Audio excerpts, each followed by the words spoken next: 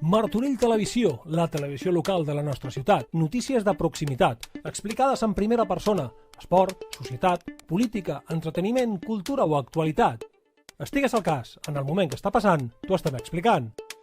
Martorell Televisió, som el pont de la informació local de la ciutat.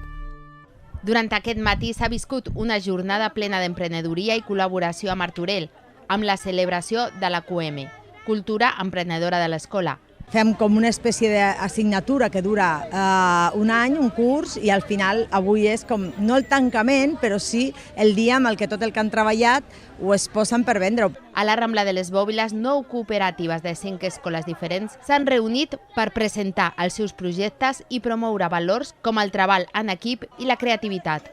La iniciativa QM té, a més, 3 factors importants d'aprenentatge. El tema de que estàs aprenent amb un objectiu, que això és importantíssim quan estàs estudiant i sobretot quan ets tan jove. L'altre, que anem també treballant el que és que amb el futur podran tenir una professió, una carrera, o podran ser emprenedors o podran crear un projecte propi. I el tercer, que això té una part que a mi m'agrada moltíssim, que és solidari, perquè la majoria de cooperatives, sense que ningú els hi digui, escullen una part per donar a una entitat de Martorell o de fora de Martorell, col·laborant amb els projectes solidaris que hi ha a les entitats. Els i les alumnes han comptat amb la col·laboració d'empresaris de Martorell. I aquí, doncs, quan tu li presentes a una empresa un tema que ve de promoció econòmica i d'escoles, no et diuen que no, amb el que poden, perquè al final les empreses ja sabem que tenen un ritme molt exigent. L'alcalde en funcions, Xavier Fonollosa, s'ha aprofitat per visitar les cooperatives i fer alguna compra. I entre ells, poca broma, es fan competència.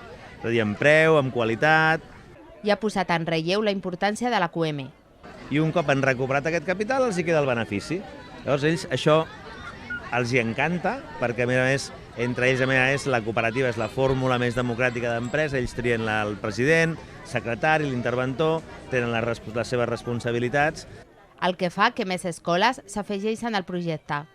Ara queda tancar aquestes cooperatives, fer un recompte dels diners i entregar el guany a la ONG o entitat ja decidida des de l'inici de la formació del projecte.